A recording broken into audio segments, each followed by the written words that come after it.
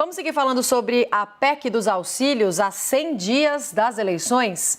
O CNN domingo noite recebe agora o deputado federal Enio Verri, do PT do Paraná, para conversar com a gente sobre a tramitação dessa PEC na Câmara dos Deputados. E o nosso analista de política, Caio Junqueira, também participa comigo dessa conversa. Deputado, boa noite, bem-vindo mais uma vez aqui à CNN. Boa noite, o prazer é todo meu. Deputado, qual que é a expectativa para a tramitação dessa PEC na Câmara? Quer dizer, qual que é a visão que o senhor tem do que está sendo analisado? Lembrando que o PT votou a favor da PEC, todos os senadores que votaram foram a favor dessa medida. Olha, é importante destacar que essa PEC é absolutamente eleitoreira. Até porque o presidente Bolsonaro não tem nenhuma sensibilidade social. Se ele tivesse sensibilidade social, teria aprovado, não teria vetado a Lei Assis Carvalho, que tratava da ajuda à agricultura familiar durante a pandemia. Não teria acabado com o Bolsa Família, porque, afinal de contas, o Bolsa Família era uma política de inclusão social, vinculada à vacina, educação, saúde. Não teria extinto para criar o Auxílio Brasil, que não tem nenhuma vinculação com uma política de inclusão social. É importante ressaltar que, por conta da política de paridade internacional, como foi citado há pouco no preço do petróleo, o preço do petróleo sobe de maneira estrondosa. Com isso, como nós vivemos no transporte rodoviário, o preço dos itens sobe muito, a inflação sobe, e o Banco Central tem como única alternativa para conter a inflação aumentar a taxa de juros. Então, nós temos um conjunto de políticas mostrando que esse é um governo que destruiu qualquer possibilidade de inclusão social.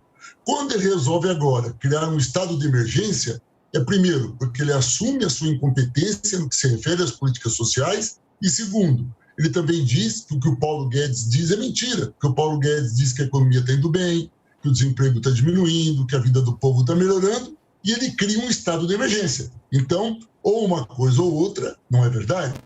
Agora, por fim, ao apresentar isto, ele destrói toda a sua tese desses 3 anos e meio de respeito ao teto de gastos e apresenta um conjunto de políticas que nós, do campo da esquerda, defendemos. Então, eu entendo que é necessário, que está atrasado, tinha que ser aplicado isso desde o seu primeiro dia de governo, coisa que ele não fez, mas também entendo que não dá para votar contra os interesses da população. População essa hoje que está na fila do osso, que passa fome, de mulheres que se queimam porque não tem dinheiro para comprar o gás de cozinha, para os motoristas de caminhão que estão à porta do desespero, para os motoristas de táxi. Ou seja, é uma política que é muito difícil votar contra, porque se você votar contra, você estaria defendendo quanto pior, melhor. Mas nós temos que aproveitar as oportunidades para mostrar que é uma PEC de caráter oportunista, porque vale só até dezembro. Passou dezembro, ano que vem, como é que fica? As pessoas passarão a não receber os R$600, esses 20 milhões de brasileiros e brasileiras, ou famílias, não receberão mais? Esses R$1.000, eles sendo retirados dos caminhoneiros, como eles irão abastecer? E, por fim, uma questão que eu quero dizer aqui, que eu julgo de extrema importância. O governo vai desrespeitar aquilo que ele sempre defendeu, que é a paridade de preços internacionais, e vai congelar o preço do combustível até o dia 2 de outubro, porque se ele congelar os preços, ele está indo contra aquilo que ele defende, que é favorecer os acionistas privados e internacionais. Se ele não congela, esses R$1.000 que ele está dando para os condutores autônomos de caminhões, esses R$1.000 vão desaparecer na medida que o preço do combustível vai continuar subindo. Então, ele faz uma política que atende o desespero do povo, mas mostra muito mais o seu desespero em preocupar-se com a sua reeleição, que de fato com a economia, com aquilo que ele disse que defendia e principalmente mostra de novo a sua insensibilidade social. Caio Junqueira, por favor. Deputado, boa noite. Alguma mudança a bancada da Câmara do PT pretende fazer? A gente sabe que o PT no Senado fez algumas sugestões, formulações que acabaram sendo acatadas lá pelo Fernando Bezerra, pelo relator.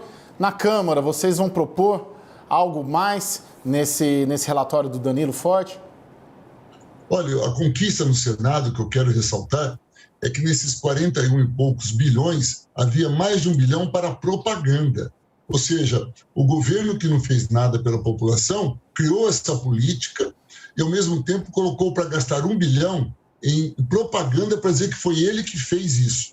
Nós entendemos, já que ele vai fazer, que faça. Mas ficar fazendo propaganda em período eleitoral é duplamente ilegal.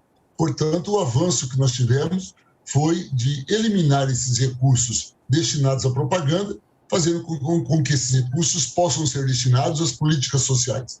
O que nós esperamos fazer na Câmara dos Deputados é o que nós fizemos com o Auxílio Brasil. Quando o Bolsonaro mandou o Auxílio Brasil para a Câmara dos Deputados, o Auxílio Brasil também era só até dezembro, mostrando seu caráter eleitoreiro. Nós conseguimos uma negociação, fazer com que o Auxílio Brasil tivesse prazo indeterminado, ou seja, a garantia daqueles R$400 que achávamos insuficiente, pelo menos não tivesse tempo de vida, ou seja, só para garantir a possível ou a intenção de reeleger-se do presidente Bolsonaro.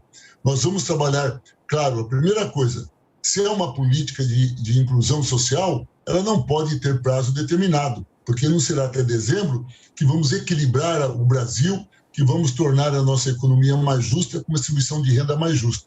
Nesse sentido, a primeira das emendas, e julgo a mais importante, é tornar esse conjunto de políticas que ele está apresentando na PEC de caráter indeterminado, fazendo com que nós possamos, a partir do próximo governo, utilizá-las como instrumento para construir ou reconstruir a justiça social no Brasil. Mas aí, deputado, mantém a política ou só os recursos? Porque a emenda que o Jacques Wagner apresentou no Senado, ela previa a manutenção dos recursos, né, que a PEC prevê, a partir de 2023, né, a emenda Wagner, né? O que vocês defendem é a manutenção dos recursos disponíveis, porque de tudo que eu tenho acompanhado do PT, e o senhor sabe melhor do que eu, caso vocês vençam a eleição, o Lula, vocês farão uma reformulação na política social. Então, garantir os recursos para essa reformulação ou a manutenção apenas dessas políticas, do Auxílio Brasil e desses voucher caminhoneiro, Vale Gás, por aí vai? Não, é uma nova política. Nós vamos fazer a manutenção dos valores. Sim. Esses 41 bilhões, veja, a sua pergunta é muito boa, Caio, e muito importante, nesse momento de votação também da Lei de Diretrizes Orçamentárias. Se você me permite fazer esse link, não se esqueça que boa parte do orçamento brasileiro está na RP9, está no que eles chamam de orçamento secreto. Agora, o que é preciso é que a gente, primeiro, acabe com esse orçamento secreto, acabe com, inclusive, essa imposição de se pagar o orçamento secreto, ser uma lei impositiva, some-se o orçamento secreto mais esses 41 bilhões para com esse bolo. Temos condições de fazer uma política nacional e de inclusão social de verdade. Uma política de inclusão social de verdade, inclusive, o Partido dos Trabalhadores, mas o conjunto da oposição, tem um projeto na Câmara chamado Mais Bolsa Família, que é um avanço que vai além do nosso tradicional Bolsa Família, que visa aumentar o valor, criar uma distribuição de renda mais justa. Além disso, nós temos que nos preocupar com os cortes da educação, que estão sendo radicais, só esse mês de junho, mais de 600 milhões de reais.